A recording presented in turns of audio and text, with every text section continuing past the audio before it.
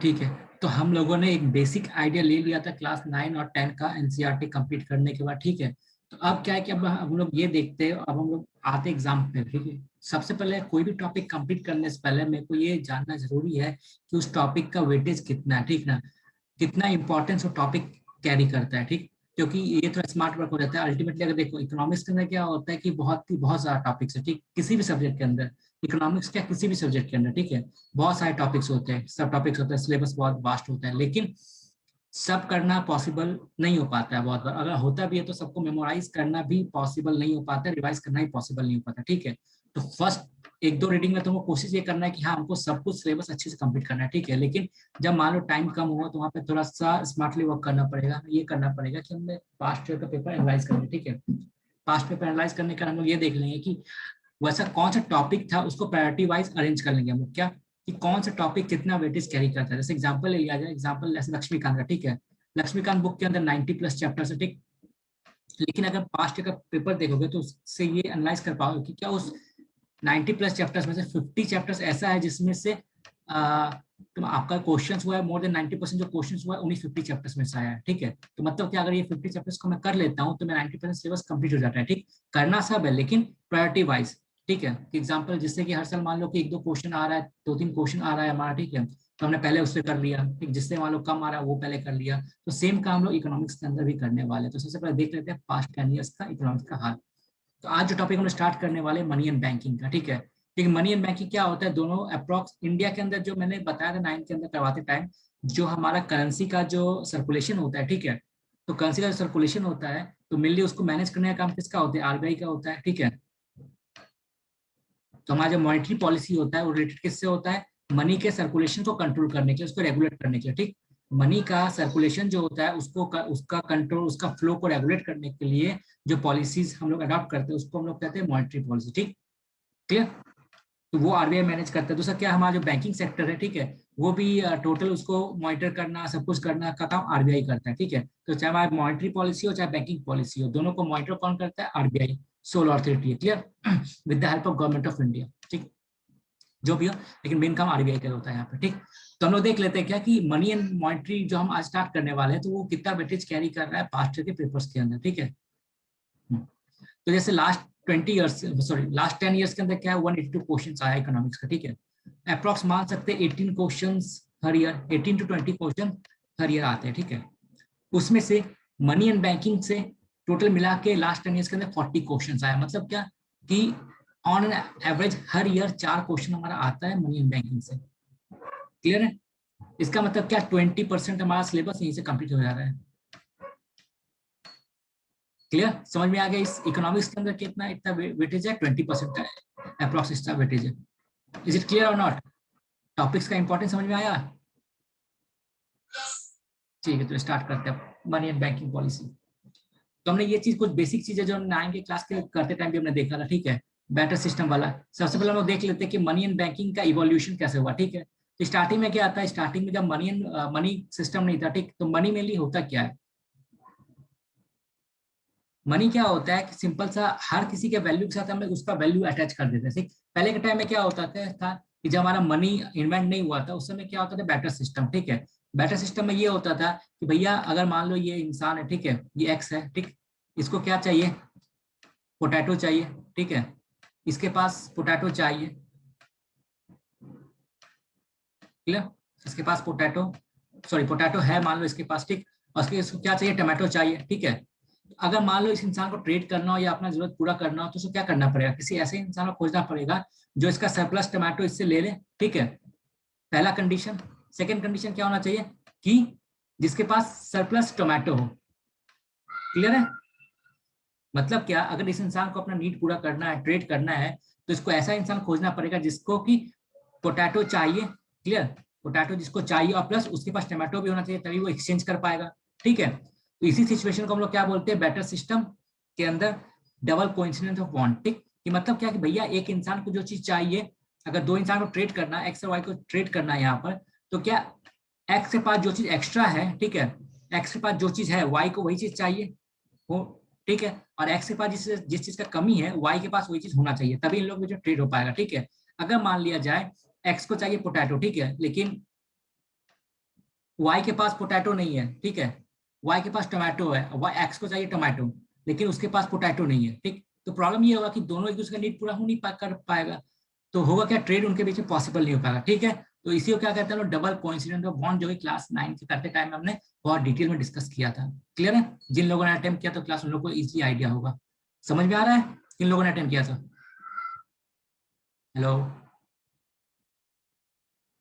हाँ, समझ में आ गया ये चीज ना? ठीक है, चलो। तो हाँ, before money was invented barter system था हमारा, ठीक है। बैटर सिस्टम में वही होता था क्या, आलू ले लो, बैगन ले लो, प्याज ले लो, ठीक है। तो जो इंसान लेने आता था फिर उससे पूछते थे, भैया आप आलू लेने आए हो, ठीक है, मुझे तो बैगन चाहिए, तो आपके पास बैगन है कि नहीं? अगर वो इंसान बोलता था कि हाँ मेरे पास बैगन है, ठीक है, आप आलू ले जाओ, बैगन मुझे दे दो। लेकिन वो इंसान ये बोलता था, नहीं मेरे पास तो बैगन नहीं है, ठीक है, मेरे पास तो टमाटर है, ठीक। तो हम लोग क्या, फिर वो ठेला वाला क्या बोलता था, नहीं भैया मुझे टमाटर नहीं चाहिए, इसलिए मैं आपको आलू नहीं देने वाला, आप जाओ कहीं और ले लो, ठीक है। क्योंकि वहां पे डबल क्वेश्चन ऑफ बॉन्ड नहीं था, जिसको जो चाहिए उसके पास वो प्रेजेंस नहीं था। क्लियर है? अब देखते हैं इवोल्यूशन ऑफ मनी कब होता है। तो स्टार्टिंग में क्या होता है, बैटर सिस्टम होता है, ठीक। उसके बाद क्या आता है, मेरा शेल आता है, वो जो होता है ना सी बीच के आसपास, ठीक है, वो होता है। फिर मेरा मेटलिक कॉइन आता है, जो आज के टाइम में मेरा है, ठीक है। फिर पेपर नोट आता है, आज के टाइम में कार्ड सिस्टम चला रहे हैं, ठीक है। अभी और सिस्टम आगे बढ़ के आ चुका है, बिटकॉइन, ये क्रिप्टो करेंसी इसको बोल सकते हैं। क्लियर? तो ये हमारा मनी का एक इवोल्यूशन था। एक बेसिक आइडिया हम लोगों ने ऑलरेडी बहुत डिटेल में डिस्कस कर लिया 9-10 के ऊपर, इसलिए जितना जरूरत है अभी उसको उसके ऊपर अपग्रेड करने का उतना ही मैं करूंगा, क्योंकि बेसिक चीज हमने ऑलरेडी कवर कर लिया, तो उसको वापस से रिवाइज करवाना कोई मतलब एक टाइप से वो नहीं है, ठीक है। उसका हमने क्या देखा था कि फैक्टर ऑफ प्रोडक्शन, याद आया? कुछ भी चीज प्रोड्यूस करने के लिए हमको क्या चाहिए, 4 चीज चाहिए होता है, क्या क्या, ठीक है, लैंड, लेबर, कैपिटल, ठीक है। अब ये सब जो चीज होता है, अगर मान लिया जाए ये सब चीज कहाँ से प्रोवाइड होगा, घर से प्रोवाइड होगा, कैसे? लैंड जो है किसी ना किसी हाउस होल्ड के अंदर में होगा। जैसे एग्जांपल मान लिया जाए, आज के टाइम में अंबानी इंडस्ट्री, ठीक है, तो उसके पास मान लो हजारों एकड़ जमीन है, ठीक, लेकिन वो भी किसी ना किसी ओनर के नाम पे होगा ना, एक फैमिली के नाम पे होगा, किसी ने घर का पार्ट होगा, हाउस होल्ड का पार्ट होगा किसी ना किसी। क्लियर है? लैंड, लेबर, कैपिटल, इंटरप्रेन्योर, ठीक।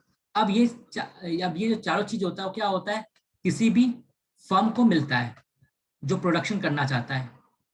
क्लियर है? अगर मान लो ये पर्सन, इसको मान लो कोई आदमी है, ठीक है, अपना लैंड दे रहा है किसी इंडस्ट्रीज को, ठीक है, तो बदले में उसको क्या मिलेगा, रेंट मिलेगा। क्लियर है? और अगर मान लो उसने अपना लेबर दिया किसी इंडस्ट्री में जाके, तो क्या उसको वेजेस मिलेगा और सैलरी मिलेगा। क्लियर? कैपिटल दिया तो उसको इंटरेस्ट मिलेगा, ठीक है, एंटरप्रेन्योरशिप दिया तो एक टाइप से प्रॉफिट मिलेगा। इज इट क्लियर और नॉट? हमने चीज देखा था ऑलरेडी 9 के अंदर अच्छे से, 9-10 में देखा था हमने। तो इसको लोग क्या कहते हैं, प्रोडक्शन। बिना इन चारों चीज के मिले हुए कुछ भी चीज प्रोड्यूस नहीं हो सकता है, ठीक है। तो हमने वहां जो देखा था डायग्राम, बहुत ही सिंपल वे में देख लिया था हमने वहां पर, उसमें थोड़ा सा हम इंक्रीज करते हैं। हमारे इकोनॉमिक्स के अंदर क्या होता है कि हमारा सेक्टर वाइज होता है, एक होता है कि हाउस होल्ड सेक्टर, ठीक है, जो कि लैंड ओनर करता है, जहां से लेबर प्रोवाइड होता है, कैपिटल प्रोवाइड होता है, ठीक। अब कैपिटल कैसे प्रोवाइड होता है, जैसे मान लो हर इंसान, एक मान लो अपने घर में रह रहा है, ठीक है, वो कहीं जॉब कर रहा है, उसको सैलरी मिल रहा है, उस सैलरी में से क्या होता है, कुछ सैलरी वो बचाता है, सेव करता है, बैंक में जमा करता है, ठीक। बैंकिंग सिस्टम का काम क्या होता है, बैंकों का काम क्या होता है मेनली, कि इधर से जितने सारे लोगों ने, अपना हाउस होल्ड सेक्टर के लोगों ने, ठीक है, अपना पैसा जो एक्स्ट्रा पैसा जमा किया बैंकों के अंदर, ठीक, वो सारे जमा करते हैं, बाद में बैंक उन सारे पैसे को क्या करता है, लोन में घुमाता है, ठीक। तो एक तरह से क्या काम होता है, बैंक हमारा क्या काम करता है कि हमारा हाउस होल्ड सेक्टर और फर्म के बीच का जो नीड होता है उनको पूरा करता है। जैसे ये देख लिया जाए यहाँ से मेरा, इसको हम लोग क्या कहते हैं, सर्कुलर फ्लो ऑफ इनकम। कैसे? हाउस होल्ड, मेरा जो हाउस होल्ड सेक्टर है, ठीक है, हाउस होल्ड सेक्टर जो क्या दे रहा है, देखो यहाँ पर फर्म को क्या दे रहा है, लैंड दे रहा है, तो फर्म उनको क्या दे रहा है, रेंट दे रहा है बदले बदले में, ठीक है। लेबर दिया तो वेजेस दिया, कैपिटल दिया तो इंटरेस्ट दिया, ठीक है। अब क्या होता है कि यहाँ पर मॉडल में 2 वे मॉडल था, ठीक है, अब यहाँ पे मेरा 3 वे मॉडल आता है। मतलब क्या, एक मेरा होता है, ठीक है, मेरा फाइनेंशियल इंटरमीडिएट आता है मेरा, देखो कुछ बहुत चीज नया है, तो अगर समझ में ना आए तो क्लियरली पूछ लेना, ठीक है। तो अब क्या होगा कि अब देखो इनकम क्या हो रहा है कि हाउस होल्ड सेक्टर ने क्या किया, अब ये चीज देखो, इस घर वाले इंसान ने क्या किया, मान लो एक घर है, ठीक है, एग्जाम्पल मान लिया जाए कि एक मिस्टर एक्स का घर है, ठीक है, ये इंडस्ट्री है किसी का। अब मान लो यहाँ पे जाके से लैंड दिया अपना, ठीक है, उसको रेंट मिला, लेबर दिया, वेजेस मिला, कैपिटल दिया, इंटरेस्ट मिला, ठीक है। अब क्या हुआ, इसको बदले में क्या हुआ, फर्म ने उसको क्या दिया, इनकम दिया। क्लियर है? इसने क्या दिया, इसको फैक्टर ऑफ प्रोडक्शन दिया, इसने इसको फैक्टर ऑफ प्रोडक्शन दिया, बदले में इसने क्या दिया, इसको पेमेंट दिया, फैक्टर पेमेंट जिसको हम लोग कहते हैं। यहां तक क्लियर है कि नहीं?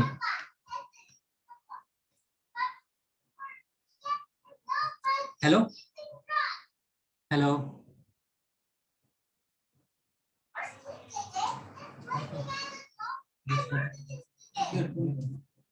हाँ क्लियर है। तो हाउस होल्ड सेक्टर ने क्या दिया, फैक्टर ऑफ प्रोडक्शन दिया इन लोगों को, ठीक है। अब फर्म ने क्या दिया, इनको फैक्टर पेमेंट दिया, फैक्टर इन्होंने जो दिया वो फैक्टर ऑफ प्रोडक्शन था, बदले में क्या हुआ, उन फैक्टर के बदले में इनको पेमेंट मिला, तो वो मेरा फैक्टर ऑफ पेमेंट कहलाया। इज इट क्लियर और नॉट? हेलो। अब क्या होता है कि यहाँ पर ये तो सिंपल मॉडल था, ठीक ना, कि इन्होंने इसको दिया, ठीक। अब क्या होता है यहाँ पे, इसको सर्कुलर फॉर्म इनकम हम लोग क्यों कहते हैं, देखो यहाँ पे। अब ये समझना, अब इस हाउस होल्ड के पास क्या पैसा आया रेंट से, ठीक है, इन्होंने इसको पैसा दिया, ठीक है, इन्होंने इसको अपना लैंड लेबर सब कुछ दिया, ठीक, बदले में इन्होंने पैसा दिया। अब हाउस होल्ड सेक्टर के पास जो पैसा आएगा, उस पैसे को खर्च करेंगे सामान खरीदने के लिए, तो सामान कहाँ से बन के आएगा, किसी ना किसी फर्म से बन के आएगा। जैसे मान लिया जाए एक मिस्टर एक्स है मेरा, ठीक है, वो मान लो एक पार्ले जी कंपनी में काम कर रहे हैं, ठीक है, उनको क्या मंथ के लास्ट में क्या मिला, सैलरी मिल गया। अब उस सैलरी से क्या करेंगे, वो कॉर्गेट कंपनी का प्रोडक्ट खरीदेंगे, ठीक है, इधर फिर इधर मान लो मैगी खरीदा उन्होंने, ठीक है, इधर फिर डॉव खरीदा इधर ने, ठीक है, इधर मान लो फिर कार खरीदा एग्जाम्पल, ठीक। तो अब क्या हो रहा है कि कहीं ना कहीं क्या हो रहा है कि एक हमारा जो इनकम है वो क्या हो रहा है, हाउस होल्ड सेक्टर से क्या हो रहा है, फर्म के पास जा रहा है, फर्म से हाउस होल्ड सेक्टर में जा रहा है। क्लियर? हाउस होल्ड सेक्टर का बंदा जो है वो क्या कर रहा है, फर्म में काम कर रहा है, फर्म उनको पैसा दे रहा है, उनको कैपिटल दे रहा है तो उनको इंटरेस्ट मिल रहा है, उनको लैंड दे रहा है तो उनको रेंट मिल रहा है, ठीक है। अब बदले में क्या हो रहा है, जो पैसा इनको फर्म से मिल रहा है, उस पैसे से ये लोग किसी और फर्म का प्रोडक्ट खरीद रहे हैं। क्लियर है?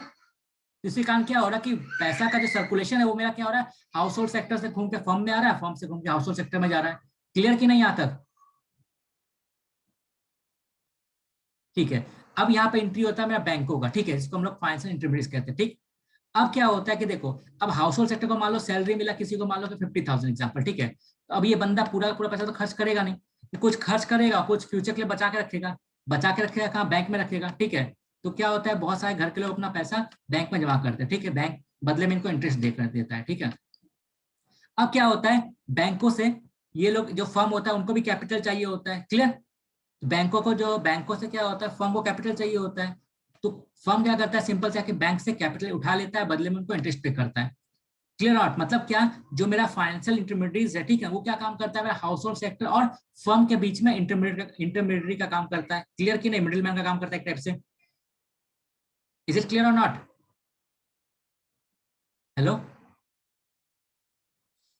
हाँ वही वही, मान लो कि यहाँ पे गोकुलधाम सोसाइटी, मान लो जेठालाल टाइप के बहुत सारे बिजनेसमैन, ठीक है, विजय मास्टर साहब टाइप के बहुत सारे लोग, मतलब छोटे मोटे लोग हैं, ठीक है, एग्जाम्पल जिनका सैलरी अर्न करते हैं, ठीक। अब नेचुरल सा बात क्या, मास्टर को ट्यूशन फी मिला है, उन्होंने क्या किया, जाके पैसा बैंक में जमा किया, ठीक है। ऐसे बहुत सारे लोग होंगे, ठीक, कि तारक मेहता भाई को मिला पैसा, उन्होंने बैंक में जमा किया, ठीक है, बैंक में पैसा जमा किया।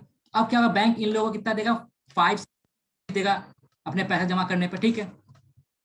उधर क्या, जेठालाल को क्या चाहिए कि अपना इंडस्ट्री बढ़ाने के लिए, कैसे दुकान बढ़ाने के उसको लोन चाहिए, तो उसने क्या किया, बैंक में आया, लोन ले लिया, ठीक। अब बैंक से लोन ले लिया उन्होंने, ठीक है। अब बैंक जो उनको लोन देगा वो क्या देगा, 15% पे देगा, ठीक है, एग्जाम्पल 15 ऐसे देता है, ठीक है, जिससे कि बीच में 15% इससे मिलेगा और 5% इसको देगा, तो बीच में 10% जो बैंक का प्रॉफिट हुआ, क्योंकि इसका समाज सेवा कर रहा है, उसको तो प्रॉफिट अर्न करना है अपना। क्लियर है? तो समझ में आ गया है कि हमारा फाइनेंशियल इंटरमीडिएट क्या काम करता है। अब फाइनेंशियल इंटरमीडिएट में दो टाइप का, मतलब दो टाइप का मेनली होता है, ठीक है, एक होता है बैंक और एक होता है नॉन बैंकिंग फाइनेंशियल इंस्टीट्यूशन। दोनों में डिफरेंस क्या होता है ये समझ लो। बैंक का मतलब ये होता है, देखो बैंक मेनली उसको हम लोग कहेंगे जो कि दो दो टाइप का फंक्शन प्रोवाइड करवाता है, ठीक है, ठीक। कौन कौन सा?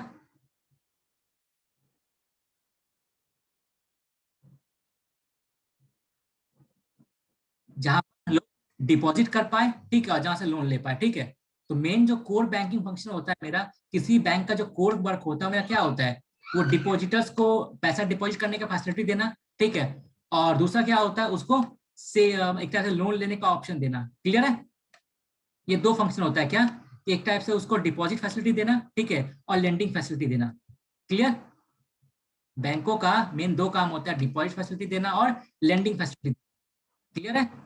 तो ऐसा इंस्टीट्यूशन जो कि ये दोनों काम करेगा उसको हम लोग बैंक कहेंगे, ठीक है।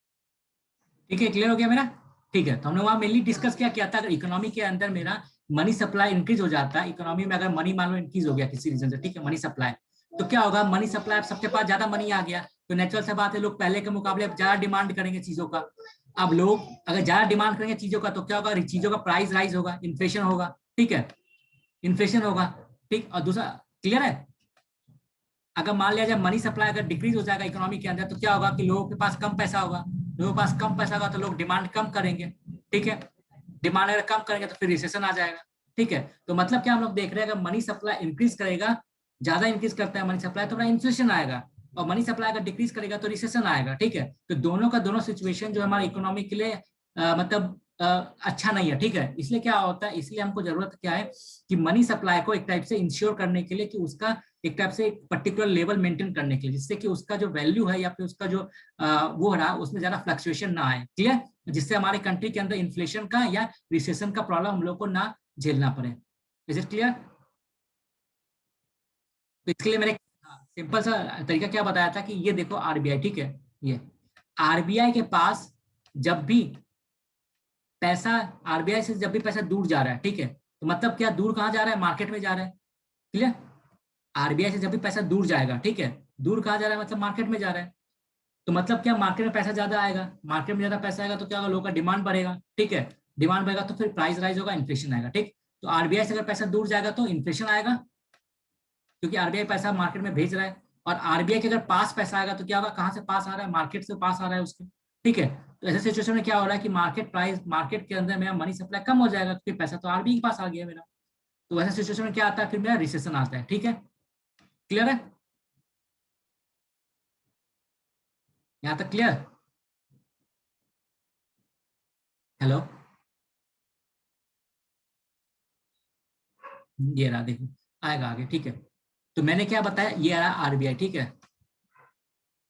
आरबीआई अगर मान लो पैसा भेज रहा है बाहर अपना, मतलब मान लो आरबीआई ने गोदाम खोल दिया अपना, ठीक है, तो अब क्या होगा, आरबीआई का अगर गोदाम खुल गया तो क्या है, मनी बाहर जाएगा, बाहर जाएगा तो क्या होगा, मार्केट में जाएगा मनी, मार्केट में मनी ज्यादा हो जाएगा, मनी ज्यादा हो गया तो क्या हो गया कि डिमांड लोगों का बढ़ेगा, ठीक है, डिमांड अगर बढ़ेगा तो क्या होगा, प्राइस राइज होगा, इन्फ्लेशन आएगा, क्लियर।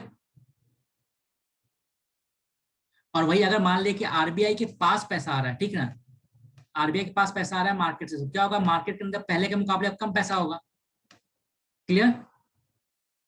अब पहले के लोगों के पास कम पैसा होगा तो लोग कम डिमांड करेंगे, कम डिमांड करेंगे तो क्या होगा कि मार्केट के अंदर मेरा रिसेशन आएगा, क्लियर है। तो अगर ये चीज समझ में आ गया तो हम लोग को एक प्रॉब्लम जो इसका सॉल्यूशन भी समझ में आएगा, क्या सॉल्यूशन, ये कि अगर मान लिया जाए कि अगर मार्केट के अंदर रिसेशन है, रिसेशन क्यों है, क्योंकि लोग डिमांड नहीं कर रहे, डिमांड कम है इसलिए रिसेशन है मेरा, क्लियर,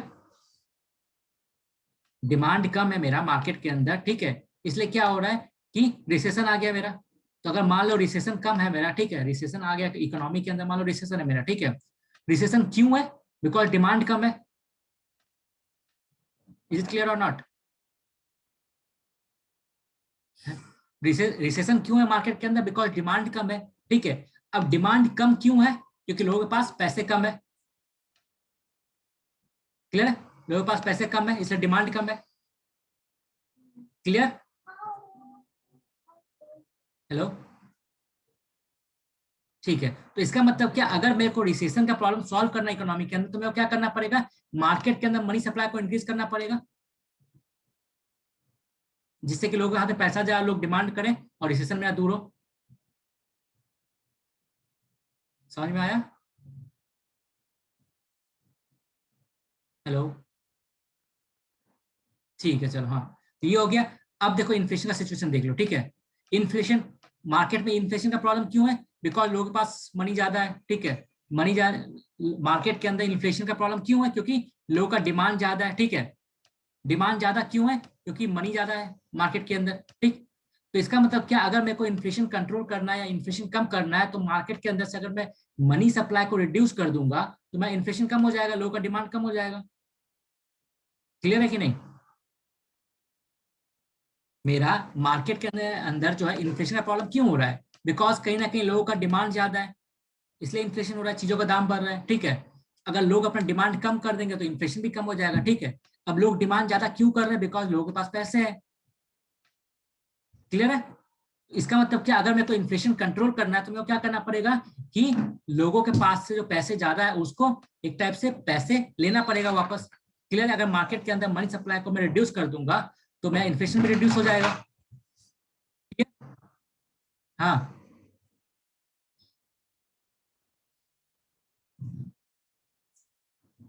वो हम देखेंगे, वो हम लोग देखेंगे आगे देखेंगे। ठीक है ना? पहले basic समझ में आया वो कैसे क्या करता है यहाँ पे वो चीज हम लोग को यहाँ पे देखेंगे। मॉनेटरी पॉलिसी का जो इंस्ट्रूमेंट्स क्या होता है, मतलब कौन कौन सा टूल्स होता है जिसके थ्रू आरबीआई ये सब चीज मार्केट में कितना पैसा जाएगा नहीं जाएगा वो कंट्रोल करता है। ठीक। तो ये चीज समझ में आया कि मार्केट के अंदर इन्फ्लेशन का सॉल्यूशन क्या होगा और रिसेशन का सॉल्यूशन क्या होगा। सब क्लियर है ना? हेलो? रिसेशन क्यों होता है? चलिए, बताओ।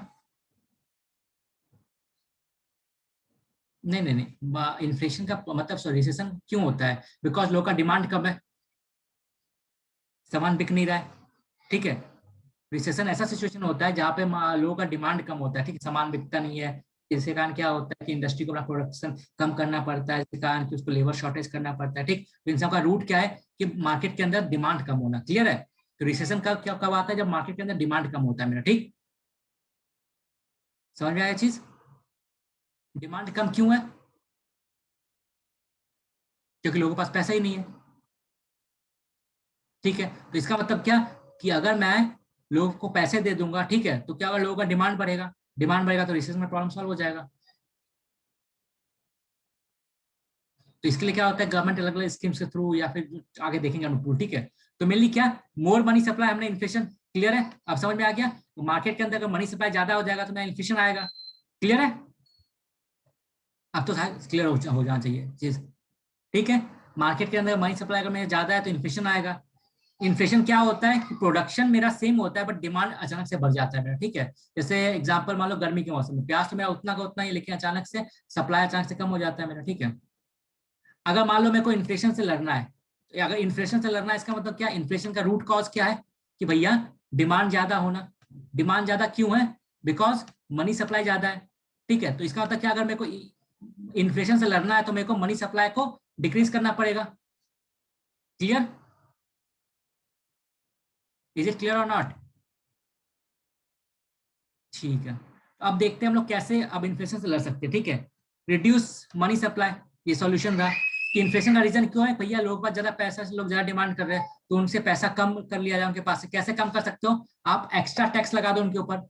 अगर मान लो 10% इनकम टैक्स है तो आप 20% इनकम टैक्स लगा दो, जिससे कि पहले के मुकाबले लोगों के पास कम पैसा रहे और कम डिमांड करें। क्लियर? क्लियर? सॉल्यूशन मिला एक चीज? कैसे कम करेंगे? ठीक है, कैसे लोगों के पास पैसा कम करेंगे? तो सिंपल सा बात है, अगर लोगों के पास जो इनकम टैक्स पे कर रहा है कोई इंसान, ठीक है, अगर मान लो उसका सैलरी मान लो 1 लाख है, ठीक है, अगर वो 10% इनकम टैक्स पे कर रहा है, ठीक है, तो उसके पास नेट कितना पैसा बच रहा है, 90,000। तो 90,000 का डिमांड कर रहा है, लेकिन मान लो गवर्नमेंट ने आपको ये बोला कि भैया आज से आपके ऊपर 30% इनकम टैक्स लगेगा। तो इसका मतलब क्या है कि जहां पहले उस इंसान के पास 90,000 बच रहा था खर्च करने के लिए, डिमांड करने के लिए, अब उसके पास 70,000 बच रहा है मार्केट में डिमांड करने के लिए। इसका मतलब क्या है, मार्केट के अंदर से 20,000 का डिमांड कम हो गया। क्लियर?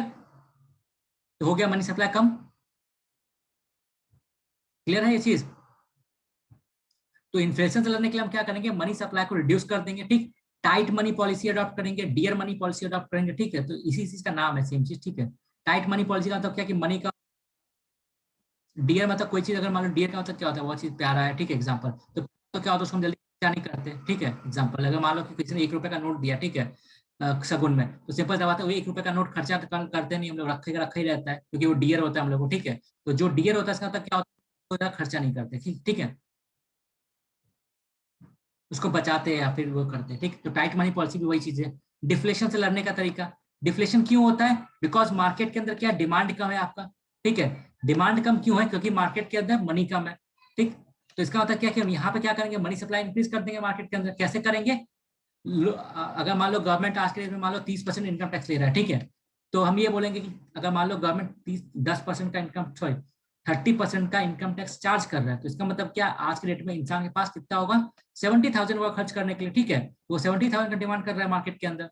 लेकिन अगर मान लो गवर्नमेंट ने ये बोला कि भैया आज से आपको 30% इनकम टैक्स नहीं लगेगा, आपको सिर्फ 10% इनकम टैक्स लगेगा, तो इसका मतलब क्या, जहां एक टाइम में उस इंसान के पास 70,000 का डिमांड कर रहा था मार्केट के अंदर, अब वही इंसान 90,000 90,000 का डिमांड करेगा मार्केट के अंदर, तो क्या होगा, मार्केट के अंदर डिमांड तो बढ़ गया। क्लियर है, क्यों बढ़ा, क्योंकि मनी सप्लाई बढ़ गया। क्लियर। तो अगर डिफ्लेशन से लड़ना है आपको तो मनी सप्लाई इंक्रीज कर दो, जिससे कि लोगों के पास पैसा जाए और लोग डिमांड करे। क्लियर। इजी मनी पॉलिसी, ठीक है, चीप मनी पॉलिसी, उल्टा वही नाम है। क्लियर है यहां तक? Hello hello. ठीक है। अब इतना सब कुछ काम करना कौन करता है, आरबीआई करता है। तो अब सिंपल सा बात है, इतना सारा रिस्पॉन्सिबिलिटी है तो वो करने के उसके पास कोई टूल भी होगा, कुछ पावर भी होगा। तो क्या क्या टूल होता है, तो मेनली क्या होता है, आरबीआई के पास दो टाइप का टूल होता है, एक होता है क्वांटिटेटिव टूल, एक होता है क्वालिटेटिव टूल। ठीक है। क्वांटिटेटिव टूल से क्या होता है कि आरबीआई ये कंट्रोल करता है ओवरऑल मार्केट के अंदर कितना पैसा जाएगा, ठीक है, कितना मनी सप्लाई होगा ओवरऑल। ठीक। ये क्या होता है, हर सेक्टर के लिए होता है ये, मतलब इसका असर जो होता है जनरल वे में होता है, सबके ऊपर होता है, अमीर गरीब सबके ऊपर इसका असर होता है। ठीक है, हर सेक्टर में होता है। दूसरा तरीका, दूसरा क्या होता है इसका टूल, क्या है हमारा क्वालिटेटिव टूल। इसके थ्रू क्या होता है, किसी पर्टिकुलर सेक्टर में वो रेगुलेट कर सकता है। ठीक है, मनी सप्लाई का इंक्रीज डिक्रीज। ठीक। यहाँ पे क्या होता है, ओवरऑल इकोनॉमी के ऊपर इसका असर पड़ता है, और यहाँ पे क्या होता है, उस पर्टिकुलर सेक्टर में उसका असर पड़ता है। क्लियर है? हेलो। हाँ, अब हम लोग देखते हैं कि करके क्या क्या टूल। ठीक, तो पहले हम लोग स्टार्ट करते हैं क्वांटिटेटिव से, कि मार्केट के अंदर कितना पैसा जाएगा, ठीक है, उसके ऊपर कैसे कंट्रोल करता है आरबीआई। ये चीज हमने ऑलरेडी 9 में डिस्कस किया था। ठीक है, कि कैश रिजर्व रेशियो क्या होता है, क्या हर बैंक को, ठीक ना, अपना टोटल पैसे का कुछ अमाउंट आरबीआई के पास कैश में जमा करना पड़ता है। ठीक है, क्लियर।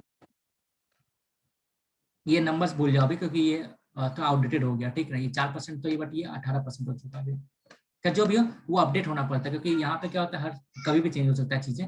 यहाँ पे यू अपडेट, तो कॉन्सेप्ट पे ध्यान देते हैं फिलहाल। ठीक है, तो जो भी हो, तो कैश रिजर्व रेशियो में क्या होता है कि बैंकों के पास, ठीक है, जितना पैसा होता है उसका कुछ अमाउंट उसको आरबीआई के पास एक तरह से जमा करना पड़ता है। ठीक, कैश में, उसको हम लोग क्या कहते हैं, कैश रिजर्व रेशियो।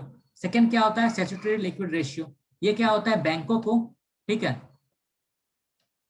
अपने पास, ठीक ना, आरबीआई को तो देता ही, जमा करता ही आरबीआई में अपना कुछ पैसा कैश में, अपने पास भी एक पर्टिकुलर अमाउंट रखना पड़ता है, ठीक ना, जिससे वो लोन में नहीं पैसा दे सकता है। वो उसका मन है, वो चाहे कैश में रखे, ठीक है, चाहे सिक्योरिटी में रखे, चाहे बॉन्ड में रखे, चाहे वो गोल्ड में रखे। ठीक, तो उसका कॉम्बिनेशन का रखे वो अपना एक टाइप से उसको रखना पड़ेगा। ठीक है, तो मतलब क्या, कि ऐसा मान लिया जाए कि 4% उसका सीआरआर रेशियो है। ठीक, तो 4% जो टोटल पैसा का वो आरबीआई के पास अपना रखेगा, जमा करेगा। ठीक है, मान लो 20% एग्जाम्पल, ठीक है, 20% मान लो कि एसएलआर रेशियो है। हमें क्या बोल रहा है, सिर्फ समझने के लिए मानो। ठीक है, एग्जैक्ट में नंबर है कि नहीं है वो इंपॉर्टेंट भी नहीं है, प्लस वो चेंज होते रहता है। ठीक है, जैसे एग्जाम्पल अभी 18% है, तो मान लो 18% एग्जाम्पल। ठीक है, तो मान लो कैश रेशियो कितना है, कैश रिजर्व रेशियो कितना है, 4%। मतलब ये जो 4% है उसके पैसे का, ठीक है, जैसे मान लो आज के डेट में बैंकों के पास 100 करोड़ है। ठीक, तो उस 100 करोड़ से क्या होगा, 4 करोड़ उसको आरबीआई के पास रखना पड़ेगा इन कैश। ठीक है, बाकी 18 करोड़ जो उसको साइड लाइन रखना पड़ेगा, किसमें, वो कैश में भी रख सकता है, ठीक है, वो गोल्ड में भी रख सकता है, ठीक है, वो बॉन्ड में भी रख सकता है, वो सिक्योरिटी में भी रख सकता है। क्लियर, उसका मन क्लियर है। तो कितना हो गया, 22 करोड़। मतलब क्या, वो 22 करोड़ जो उसको साइड लाइन करके रखना पड़ेगा, बाकी जो बचा उसका 78 करोड़, वो जो लोन घुमाएगा, तो 78 करोड़ में से उसको लोन घुमाना पड़ेगा। ठीक है, उस 22 करोड़ को टच भी नहीं कर सकता है, मतलब वो 22 करोड़ को वो लोन में नहीं घुमा सकता है। क्लियर है, जो दोनों रिजर्व रखने के बाद जो पैसा बचेगा उसके पास, उस पैसे को वो लोन में घुमाएगा। क्लियर है ये चीज? और ऐसा क्यों किया गया है, क्योंकि इससे कंज्यूमर का प्रोटेक्शन भी हो, और प्लस जितना लोन का, मान लो कि कल को बैंक ने लोन दिया, लोन रिकवरी नहीं हुआ, ठीक है, तो फिर डिपॉजिटर का नुकसान ना, इसलिए भी।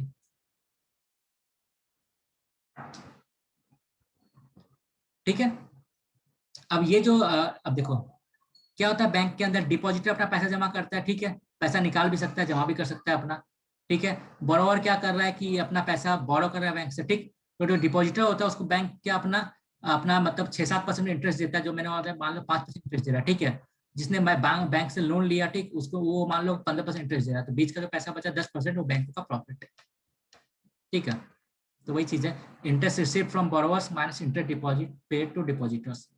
Bank can not give all money received from depositors to borrowers. सबके सब पैसा नहीं दे सकता, उसको 100 करोड़ मिला तो 100 करोड़ का 100 करोड़ वो बैंक मतलब लोन में नहीं घुमा सकता है, ठीक है। If they do bank collapse, अगर वो ऐसा करेगा तो बैंक कोलैप्स हो जाएगा। They have to store some money in the form of SLR and CRR, ठीक है। एसएलआर और सीआरआर के मतलब के रूप में उसको पैसा साइडलाइन करके रखना पड़ता है। सीआर में क्या होता है, सिर्फ कैश होता है, ठीक है, आरबीआई के पास जमा करेगा। इसमें क्या होता है, इसमें कैश भी हो सकता है, गोल्ड भी हो सकता है, सिक्योरिटी भी हो सकता है, बॉन्ड भी हो सकता है, ये बैंक अपने पास रखेगा। क्लियर। इसका जो रेट होता है, एसएलआर रेट कितना रहेगा, सीआर रेट कितना होगा, वो कौन डिसाइड करता है, आरबीआई डिसाइड करता है, और वो चेंज होते रहता है, आरबीआई के मूड के ऊपर है कब वो चेंज कर दे। क्लियर है। एसएलआर और सीआर रेट जो कौन डिसाइड करता है, बैंक डिसाइड करता है, आरबीआई डिसाइड करता है। क्लियर है। Is it clear. ठीक है। अब देखो होता क्या है लायबिलिटीज ऑफ बैंक।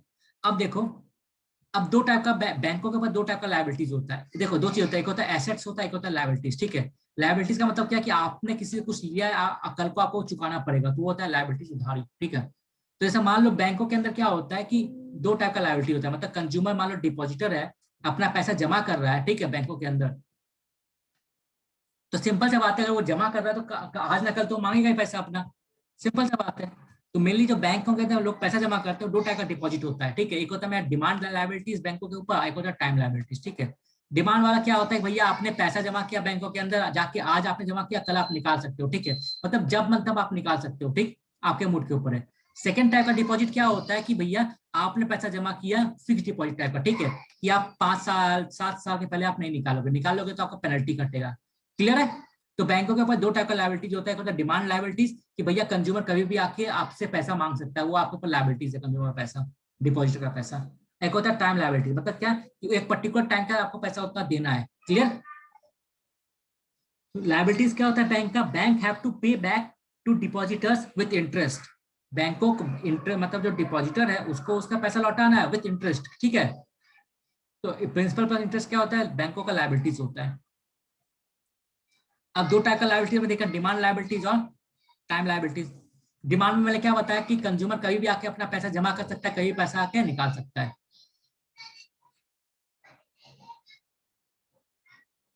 क्लियर है। तो हमने क्या देखा कि डिमांड लायबिलिटीज के अंदर क्या होता है, कंज्यूमर कभी भी आके डिमांड कर सकता है कि भैया मेरे को, मैंने पैसा जमा किया था, मुझे अपना पैसा चाहिए, ठीक है, या कभी भी जमा कर सकता है, ठीक है। टाइम लायबिलिटीज में क्या होता है कि भैया कंज्यूमर ने बोल दिया भैया 5 साल के बाद पैसा निकालूंगा, तो 5 साल के बाद ही पैसा निकालेगा, अगर उससे पहले निकालेगा तो उसको पेनल्टी लगेगा। क्लियर है। तो एक पर्टिकुलर टाइम तक क्या होता है, श्योर हो जाता है, ठीक है। तो डिमांड लायबिलिटी में देखते हैं क्या, करंट अकाउंट होता है मेरा, इसमें आ जाता है, सेविंग्स अकाउंट इसमें आ जाता है, डिमांड ड्राफ्ट इसमें आ जाता है, ठीक है। Depositor can ask any time, कभी भी आके मुंह उठा के पैसा मांग सकता है, ठीक। यहाँ पे फिक्स डिपॉजिट हो गया, आरडी हो गया, ये सब होता है। Depositor will get return after a period of time, if they want early then they have to lose money interest, ठीक है। अगर वो पहले डिमांड करता है तो क्या होगा, उसको पैसा खोना पड़ेगा। अब देखो बैंकों को फायदा किस में, टाइम लायबिलिटीज में, बिकॉज क्यों, क्योंकि इसमें क्या होता है कि बैंकों को पता हो जाता है कि भैया 5 साल तक ये जो डिपॉजिटर अपना पैसा नहीं मांगने वाला, ठीक है। तो बैंक क्या होता है, आराम से 5 सालों के लिए लंबा प्लानिंग करके उस पैसे को इन्वेस्ट कर सकता है कहीं पे अपना प्रॉफिट अर्न करने के लिए। क्लियर है। इसीलिए यही रीजन है क्या कि हमारा ज्यादातर जो पैसा होता है बैंकों के अंदर, जो ज्यादातर पैसा डिपॉजिट होता है, वो डिपॉजिट होता है हमारा टाइम लायबिलिटीज के अंदर, लाइक एग्जांपल फिक्स डिपॉजिट के अंदर, हमारा आरडी के अंदर, ठीक है। जैसे 2015 का डेटा है कि 8,000 बिलियन हमारा जमा हुआ था, मतलब ये डिमांड डिपॉजिट में, ठीक। उसके सामने क्या है, 78,000 बिलियन जमा हुआ था हमारा टाइम वाले के अंदर, तो इतना बड़ा गैप होता है, ठीक है। तो ज्यादातर जो पैसा होता है, याद रखना है क्या कि ज्यादातर जो पैसा बैंकों में जमा होता है वो जमा होता है हमारा टाइम डिपॉजिट के अंदर, ठीक है। इसीलिए क्या है कि अब देखो बैंक डायरेक्टली तो किसी को नहीं बोल सकता है कि भैया आप डिमांड वाले में मत आओ, ठीक है, आप फिक्स वाले में आओ या फिर आप टाइम वाले में आओ, डायरेक्टली तो बैंक बोल नहीं सकता है। इसलिए बैंक क्या इनडायरेक्टली उसको इन्फ्लुएंस करता है, कैसे, वो फिक्स डिपॉजिट वाले में क्या करेगा, ज्यादा इंटरेस्ट रेट ऑफर करेगा। तो सिंपल सा बात है, लोग ज्यादा इंटरेस्ट रेट के चक्कर में अपना पैसा ज्यादा फिक्स डिपॉजिट में डालेंगे, ठीक है, सेविंग्स अकाउंट में कम रखेंगे। क्लियर। तो क्या होता है, डिमांड डिपॉजिट्स के अंदर क्या होता है, इंटरेस्ट रेट भी कम होता है, ठीक है, और इंटरेस्ट रेट भी कम मिलता है, और प्लस पैसा भी कम जमा होता है बैंकों के अंदर। लेकिन फिक्स डिपॉजिट या फिर जो हमारा टाइम डिपॉजिट होता है उसके अंदर क्या होता है, हमारा बैंक इंटरेस्ट भी ज्यादा देता है और लोग जमा भी ज्यादा करते हैं, ठीक है। ये क्लियर है ये चीज यहां तक। हेलो। टाइम वाले में ही हो रहा है ना उसको। यहाँ पे बैंक क्या, बैंक ये मोर इंटरेस्ट, तो जहाँ पे डिपॉजिटर को ज्यादा बैंक का इंटरेस्ट मिलेगा, फायदा तो उसको ही होगा ना, मतलब फिक्स्ड में। क्लियर। अब जो मैंने बताया ना सीआरआर एसएलआर जो कैलकुलेट होता है कैसे होता है, जैसे मैंने क्या बताया कि मान लिया जाए कि एक बैंक है मेरा, ठीक है, उसमें क्या हुआ, एक दिन में भिड़े मास्टर आए, ठीक है, उन्होंने मान लो कि 100 करोड़ जमा किया, ठीक है, क्लियर। उसी दिन क्या हुआ, डॉक्टर हाथी आए, डॉक्टर हाथी ने क्या किया, अपना आके एक टाइप से, सॉरी, भिड़े मास्टर आए, भिड़े मास्टर ने क्या किया, 120 करोड़ मान लो जमा किया बैंक के अंदर, ठीक है, भिड़े मास्टर ने 120 करोड़ जमा किया। सेम दिन डॉक्टर हाथी ने आके क्या किया, 20 करोड़ निकाल दिया, ठीक है। तो उस पर्टिकुलर दिन में क्या होता है, बैंकों के पास कितना पैसा नेट बचा, 100 करोड़। क्लियर है। अब जो मेरा सीआरआर और एसएलआर रेशियो कैलकुलेट होगा वो इसके ऊपर कैलकुलेट होगा, जिसको हम लोग कहते हैं क्या, net demand and time liabilities, ठीक। मतलब नेट आपका कितना होगा, क्योंकि एक दिन में क्या होता है, बहुत लोग पैसा जमा करते हैं, बहुत लोग निकालते हैं, ठीक है, तो एक दिन में नेट कितना आपका डिमांड एंड टाइम लायबिलिटीज है बैंक के पास वो, ठीक है। और ऐसा नहीं कि डेली चेंज होते रहता है, ये मेनली क्या होता है, हर 2 वीक में एक बार चेंज होता है, हर 14 डेज के बाद आरबीआई मतलब बैंक अपना वो असेसमेंट करने के बाद एक डेटा बताता है कि हाँ इतना मेरा एनडीटीएल हुआ है आज के डेट में, तो अगले 2 वीक तक मेरे को इसके अकॉर्डिंग अपना डिपॉजिट अलग करके रखना है, एसएलआर सीआरआर रेशियो मेंटेन करना है। क्लियर है। देखो यहाँ पे कि वही नेट डिमांड टाइलिटीज क्या हो गया, 120 करोड़ आज के डेट में आया, 20 करोड़ निकाल लिया किसी ने, 100 करोड़ बचा, ठीक है। तो अब क्या, सीआरआर और SLR depends on this total. Clear. तो एसएलआर और सीआरआर डिपेंड किसके ऊपर करता है, मेरा net demand and time liabilities के ऊपर। क्लियर ये चीज। हेलो। ठीक है। तो अब क्या हुआ कि एनडीटीएल निकालने का क्या हुआ कि उतना उसने साइड कर दिया अपना, ठीक है, जो बाकी का उसके पास पैसा बचा, ठीक है, बैंकों के पास, उससे बैंक अपना लोन घुमा सकता है। क्लियर। क्लियर। हेलो। ठीक है आगे। ठीक है आगे देखते हैं फिर। हम्म।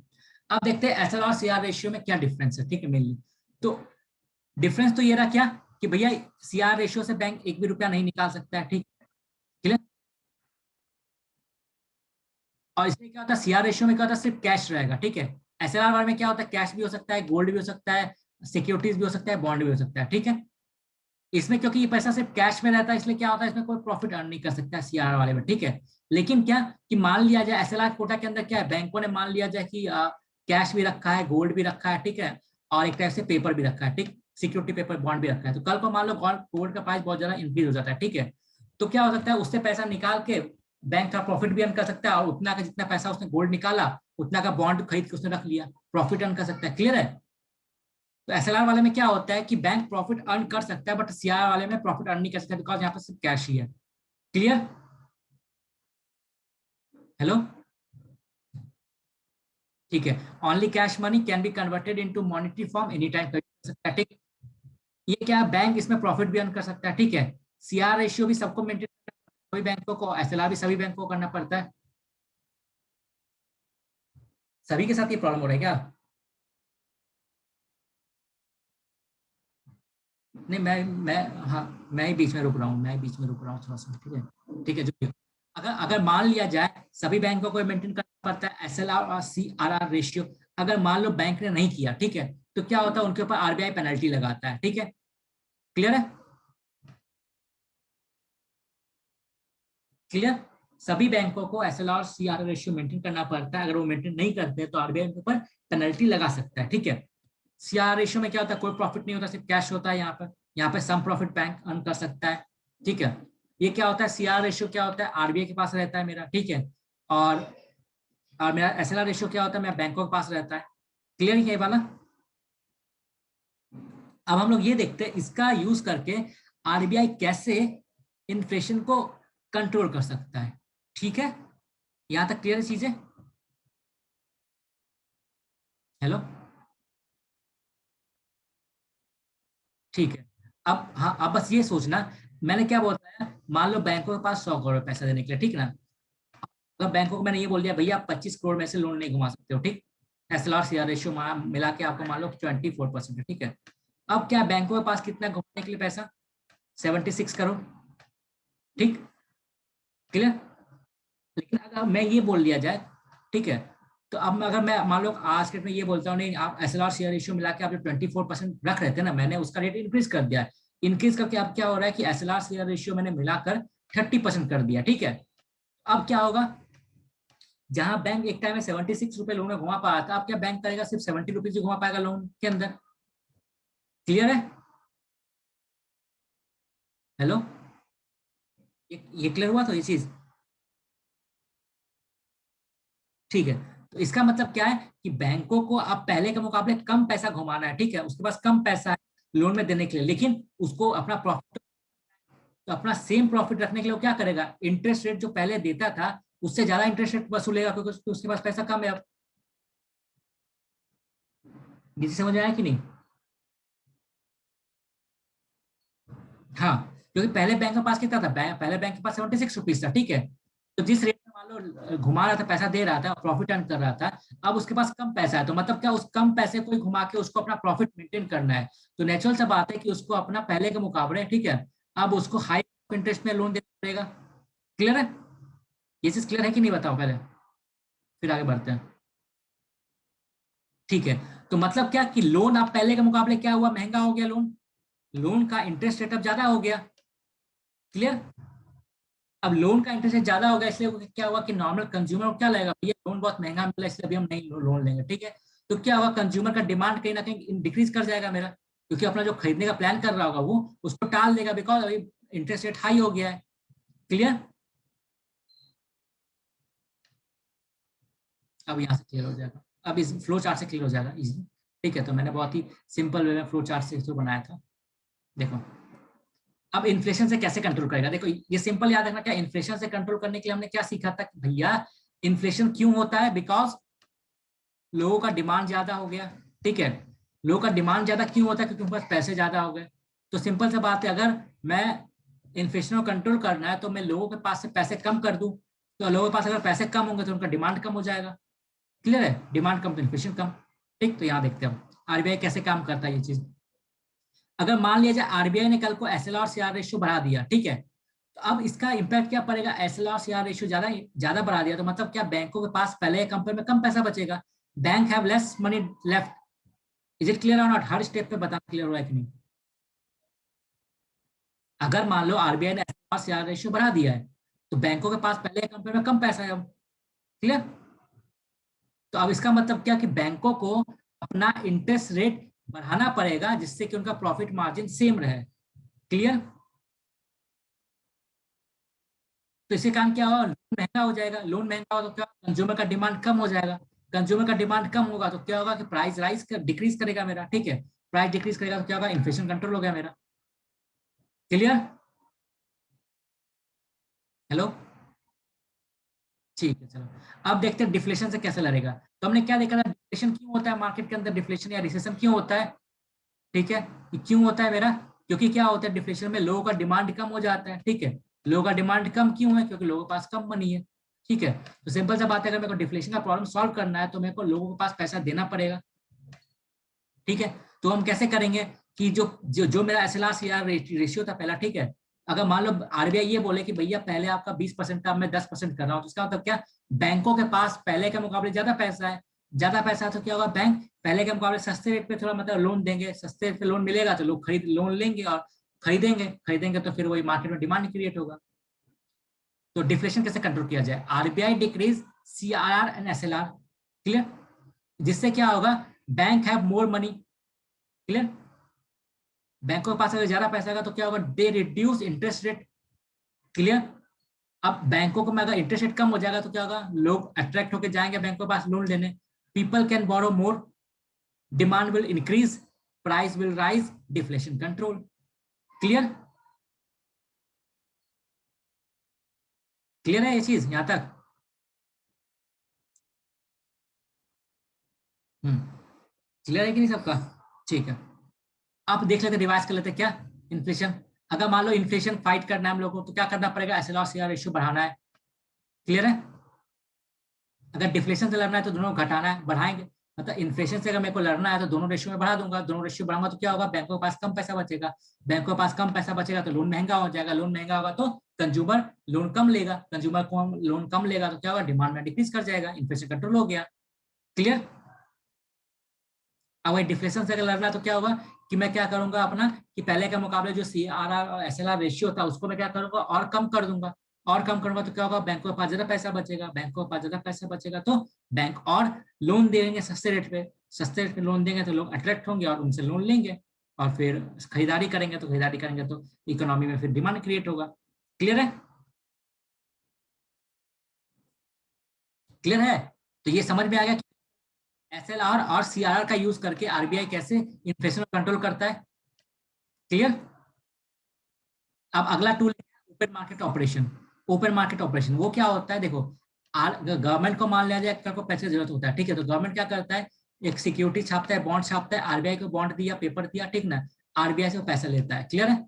100 करोड़ का मान लो सिक्योरिटी छापा, ठीक है, गवर्नमेंट ने RBI को बोला, RBI भैया ये लो अपना आप बेचो, जो करना है को करो, हमको 100 करोड़ दो। ठीक है, तो देखो RBI by government security. Clear है? आरबीआई अब क्या करता है, देखो RBI मेनली क्या करता है, गवर्नमेंट से सिक्योरिटी लेता है, ठीक है, और बैंकों को बेचता है। क्लियर? जो कि अपने पास रख के वो करेगा, सिंपल सी बात है। ठीक। तो अब गवर्नमेंट इशू क्यों करता है बॉन्ड, क्योंकि भैया हर साल क्या होता है, गवर्नमेंट का जितना खर्चा होता है, ठीक है, उतना उतना रेवेन्यू नहीं होता, उसका रेवेन्यू कम होता है और खर्चा ज्यादा होता है। इसके कारण क्या होता है, बजट के अंदर में डेफिसिट होता है। ठीक है, मतलब एक्स्ट्रा पैसा गवर्नमेंट को चाहिए होता है, तो वो एक्स्ट्रा पैसा कहाँ से आएगा, तो मार्केट से बोरो करता है। तो बोरो कैसे करेगा, बॉन्ड सिक्योरिटी छापेगा और मार्केट में बेचेगा। ठीक है, अब मार्केट में बेचेगा तो ये काम प्राइम मिनिस्टर या फिर गवर्नमेंट तो करेगा नहीं, वो काम किसके द्वारा करवाया जाता है, RBI के द्वारा करवाया जाता है। ठीक है, तो RBI क्या काम करता है, मेनली गवर्नमेंट का जो बॉन्ड सिक्योरिटी होता है उसको मैनेज करने का काम करता है। ठीक है, तो government issue bond and securities to fill deficit gap. तो गवर्नमेंट बॉन्ड इशू सिक्योरिटी मतलब रिलीज किया गवर्नमेंट ने, तो RBI क्या करता है, बॉन्ड को खरीदेगा। क्लियर है? उसका RBI क्या करेगा, उसको बॉन्ड को मतलब एक टाइप से ठीक है, बैंकों को बेच देगा। क्लियर? अब ये समझना कि अगर मान लिया जाए सिचुएशन मेरा ऐसे ले लिया जाए, ये सिचुएशन समझ में आया ना, अगर मान लिया जाए कल को RBI ने क्या किया, अब ये समझना RBI क्या कर रहा है, बैंकों को बॉन्ड बेच रहा है। ठीक है, ठीक से समझना।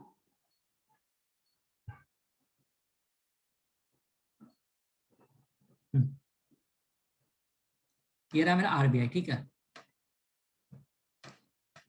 ये क्या कर रहा है, बैंकों को बॉन्ड दे रहा है, बॉन्ड बेच रहा है।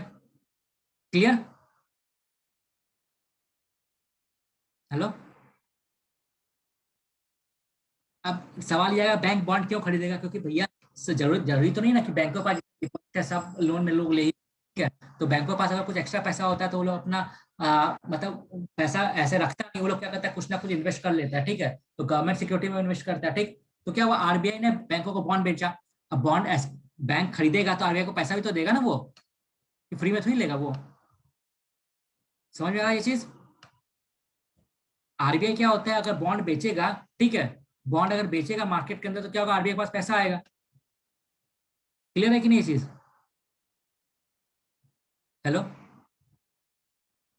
हाँ, ठीक है, कोई बात नहीं, आज ओपन मार्केट होने के बाद ठीक है खत्म कर देंगे। ठीक है, ज्यादा प्रेशर हो रहा है, तुम लोगों को समझ में आ रहा है। ठीक, तो ये देखो क्या हो रहा है, RBI को बॉन्ड बेचा, ठीक है, अब बैंकों ने क्या किया, बॉन्ड खरीदा और RBI को बदले में पैसा दिया। ठीक है, ठीक है, तो इसका मतलब क्या कि अगर अगर मान लिया जाए कल को, अगर RBI अगर ये चाहता है कि मार्केट के अंदर में मनी सप्लाई को डिक्रीज करूं, ठीक है, तो क्या करेगा RBI, बॉन्ड को और बेचेगा। और जरा बॉन्ड बेचेगा तो क्या होगा, बैंक बॉन्ड को सस्ता मतलब बेचेगा, तो और जरा बॉन्ड बेचेगा तो क्या होगा, बैंकों ने बॉन्ड खरीदा, पैसा RBI को दिया। ठीक है, तो मतलब क्या, अगर RBI अगर बॉन्ड बेचेगा, ठीक है, तो मनी किसके, RBI के पास आएगा। ठीक ना, RBI ने बॉन्ड बेच दिया बैंक को, ठीक ना, तो पैसा क्या हुआ, RBI के पास पैसा आया। आया तो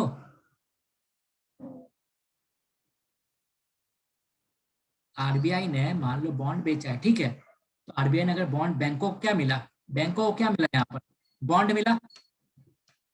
ठीक है, RBI को क्या मिला, पैसा मिला। ठीक है, ठीक है, तो इसका मतलब क्या कि अगर RBI और ज्यादा बॉन्ड बेचेगा तो क्या होगा, RBI के पास और ज्यादा पैसा आएगा। क्लियर? तो मतलब क्या, अगर RBI ये चाहता है कि मार्केट के अंदर मैं मनी सप्लाई को डिक्रीज कर तो क्या करेगा, और बॉन्ड बेचेगा, ठीक है, जिससे कि उसके पास और पैसा आएगा। तो अगर आरबीआई के पास पैसा आ रहा है तो क्या हो रहा है कि कहाँ से आ रहा है, मार्केट से पैसा आ रहा है। अगर आरबीआई के पास ज्यादा पैसा आ रहा है तो उसमें तो क्या मार्केट के अंदर कम पैसा बच रहा है, और मार्केट के अंदर पैसा कम होगा तो क्या होगा, इन्फ्लेशन कंट्रोल होगा मेरा। क्लियर है? तो मतलब क्या, अगर आरबीआई अपना बॉन्ड ज्यादा बेच रहा है, ठीक है, बॉन्ड ज्यादा बेच रहा है तो आरबीआई के पास पैसा आ रहा है, तो आरबीआई के पास पैसा आ रहा है तो क्या हो रहा है कि मार्केट के अंदर पैसा कम ही हो रहा है, इन्फ्लेशन कंट्रोल हो रहा है, ठीक है। तो वही समझ, सिंपल में ये समझो कि आरबीआई अगर बॉन्ड बेचेगा, ठीक है, आरबीआई अगर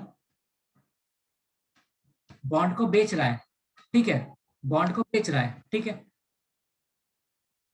इसका मतलब क्या होगा कि वहां पे इन्फ्लेशन कंट्रोल होगा मेरा, क्योंकि बॉन्ड बेचेगा, पैसा आरबीआई पास आएगा, तो मार्केट के अंदर पैसा कम पड़ेगा मेरा, ठीक है, तो इन्फ्लेशन कंट्रोल होगा।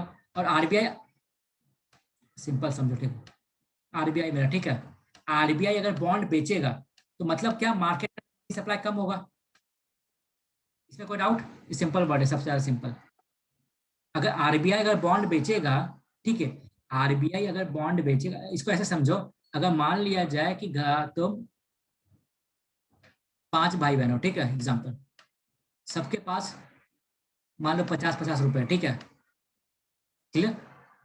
तो सिंपल, अगर मान लो तुम सबने एक एक कॉपी खरीद लिया, ठीक, एग्जाम्पल, तो सिंपल सा बात है, पहले के मुकाबले क्या हुआ कि तुम्हारे पास कॉपी तो आ गया लेकिन पैसे तो कम है पहले के मुकाबले, है कि नहीं?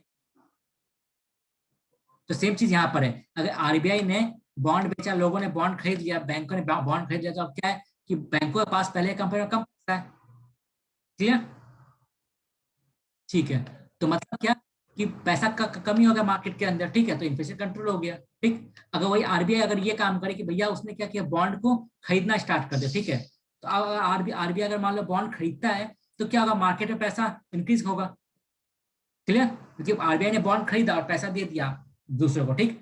देखो इस केस में क्या हो रहा है, आरबीआई ने बॉन्ड खरीदा, ठीक है, आरबीआई को क्या मिला, बॉन्ड मिला,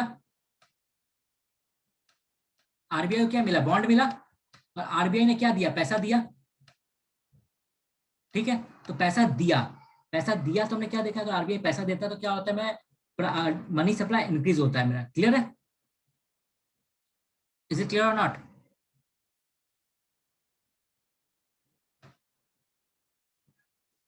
थ्योरी से देख लेते थोड़ा सा।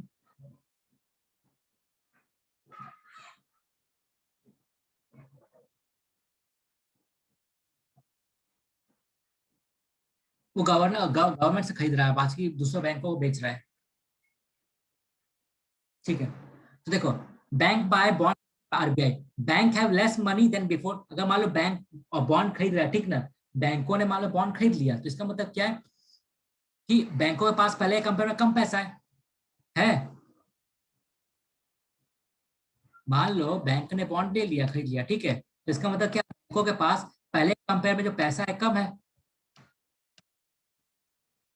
कम पैसा है, तो इसका मतलब क्या कि अब उसको प्रॉफिट तो करना है अपना, उसके पास कम पैसा है, कम पैसा है तो वो क्या करेगा, अपना इंटरेस्ट रेट हाई कर लेगा प्रॉफिट मार्जिन मेंटेन करने के लिए। क्लियर है? और वही अगर आरबीआई ने अगर ये काम किया कि भैया अपना बॉन्ड मार्केट से खरीद लिया उसने, ठीक है, बॉन्ड मार्केट से उसने खरीद लिया, तो अब क्या, मार्केट में उसने पैसा दे दिया, ठीक है, तो आरबीआई अगर बॉन्ड खरीदेगा तो मार्केट में पैसा जाएगा। ये चीज क्लियर है? और समझो क्या, आरबीआई अगर बॉन्ड खरीदता है तो मार्केट में पैसा जाएगा। क्लियर? और आरबीआई अगर बॉन्ड बेचता है तो मार्केट से पैसा आरबीआई के पास आएगा। क्लियर? अब आरबीआई के पास पैसा आएगा और आरबीआई से जाएगा तो क्या होता है, वो हमने ऑलरेडी देख लिया। हाँ, मैंने क्या बोला, बॉन्ड अभी ऐसा सिंपल समझ लो, क्या कुछ नहीं होता, एक पेपर का टुकड़ा होता है, उसमें ये लिखा होता है भैया मैं 10,000 रुपए इससे ले रहा हूँ, ठीक है, हर साल इसको 10% इंटरेस्ट दूंगा और 10 साल के बाद इसको मेन प्रिंसिपल लौटा दूंगा, वही होता है बॉन्ड, एक टाइप से।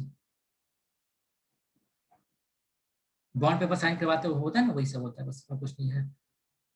हाँ, तो अगर मान लो बैंकों ने बॉन्ड खरीदा तो क्या होगा, bank have less money than before, पहले के मुकाबले कम पैसा होगा बैंकों के पास, ठीक है, मनी सप्लाई डिक्रीज कर जाएगा इकोनॉमी के अंदर, इन्फ्लेशन कंट्रोल हो जाएगा, ठीक।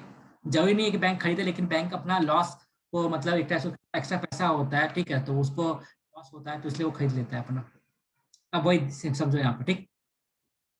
आरबीआई पास आरबीआई ने क्या किया, मान लो आरबीआई ने क्या किया, यहाँ पर आरबीआई ने बॉन्ड को बेच दिया, ठीक है, आरबीआई ने बॉन्ड को बेच दिया, ठीक। अब क्या होगा, आरबीआई के पास क्या, मेरा पैसा आएगा, ठीक। तो हमने क्या देखा, आरबीआई के पास जब पैसा आता है तो मार्केट के अंदर पैसे का कमी होता है, कमी होता है तो क्या होता है, इन्फ्लेशन मेरा कंट्रोल होता है। क्लियर है? इसमें क्या होता है, आरबीआई क्या कर रहा है, बॉन्ड को एक टाइप से, ठीक है, क्या कर रहा है, बॉन्ड को बेच रहा है, सॉरी बेच तो जाना, खरीद, ठीक है।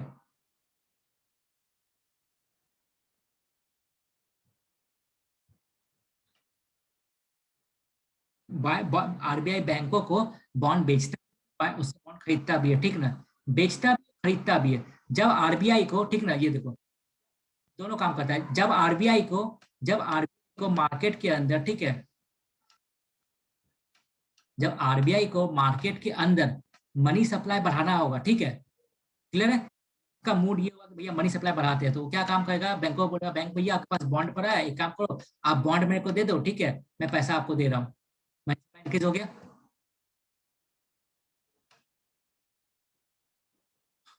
उसका प्राइस दे रहा है, ठीक है। तो यहाँ पे क्या, बॉन्ड आरबीआई पास आ गया, आरबीआई ने उसको पैसा दे दिया, ठीक है। तो मतलब क्या, अगर आरबीआई के पास बॉन्ड, अगर आरबीआई पास आएगा, आरबीआई अगर बॉन्ड खरीदेगा तो मनी सप्लाई इंक्रीज करेगा, और आरबीआई अगर बॉन्ड बेचेगा, ठीक है, तो मनी सप्लाई, क्लियर, ठीक है, चलो,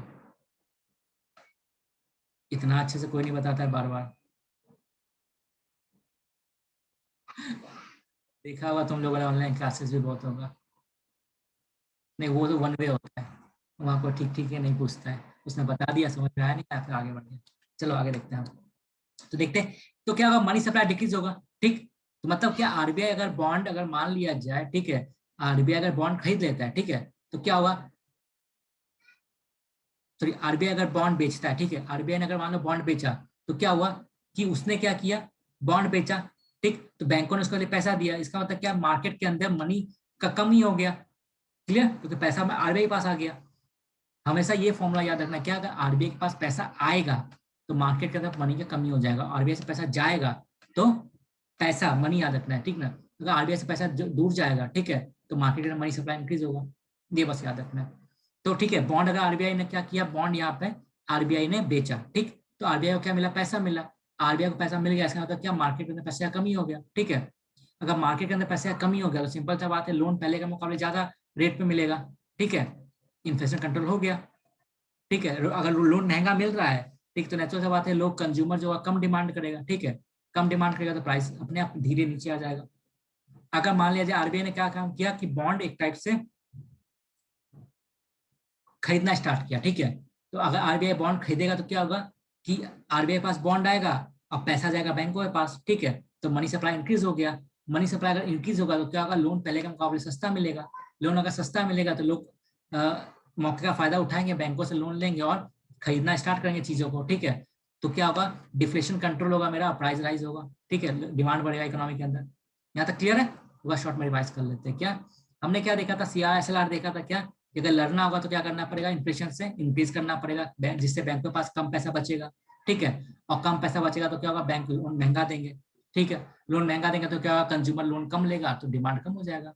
डिफ्लेशन से लड़ना होगा तो क्या करेगा बैंक, वही अगर जो उसका CRSLR रेशियो को कम कर देगा, ठीक है, कम करने से क्या होगा, बैंकों के पास पहले के मुकाबले ज्यादा पैसा बचेगा, बैंकों के पास अगर पहले के मुकाबले ज्यादा पैसा बचेगा, ठीक है, तो क्या होगा, बैंक सस्ते में लोन देंगे, सस्ते में लोन देंगे, लोन अगर लोन सस्ते में देंगे तो लोग खरीदेंगे, ठीक है, सामान खरीदेंगे तो डिमांड बढ़ेगा मेरा, ठीक।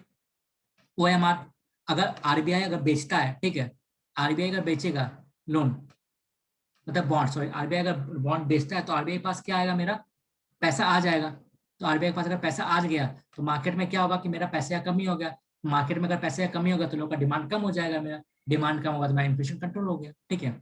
डिफ्लेशन कैसे कंट्रोल करेगा, OMR के थ्रू, कि अगर मान लिया आरबीआई ने ये बोला कि भैया मैं बॉन्ड खरीदूंगा, ठीक है, तो अगर बॉन्ड खरीदेगा आरबीआई तो क्या होगा, आरबीआई मार्केट में पैसे देगा, अगर आरबीआई अगर मार्केट में पैसे देगा तो पहले के मुकाबले मार्केट के अंदर पैसे ज्यादा हो गए, पैसे ज्यादा होंगे तो क्या होगा, लोगों का डिमांड बढ़ेगा, लोगों का डिमांड बढ़ेगा तो फिर हमारा धीरे धीरे प्रोडक्टिविटी बढ़ेगा, फिर वो अच्छी अच्छी चीजें होंगी। क्लियर ये चीज यहाँ तक? सिंपल सा ये, to fight inflation RBI decreases money supply from system. Clear है? इन्फ्लेशन से लड़ना है। इन्फ्लेशन क्यों होता है, रूट रीजन क्या है इन्फ्लेशन का, कि लोगों के पास डिमांड ज्यादा हो रहा है इसलिए इन्फ्लेशन का रीजन आया, ठीक है। डिमांड ज्यादा क्यों हो रहा है? बिकॉज मनी सप्लाई ज्यादा है मेरा, ठीक। तो इसका मतलब क्या, अगर मनी सप्लाई अगर मैं डिक्रीज करता हूँ इकोनॉमी के अंदर तो मेरा लोगों का डिमांड कम होगा, डिमांड कम होगा तो अपने आप मेरा इन्फ्लेशन कंट्रोल हो जाएगा। क्लियर है? तो to fight inflation RBI decreases money supply from system. Clear यहां तक? क्लियर यहां तक? ठीक है, चलो आगे फिर कल करते हैं, ठीक है। ठीक है, चलो बाय। क्या? हाँ, रोज रोज।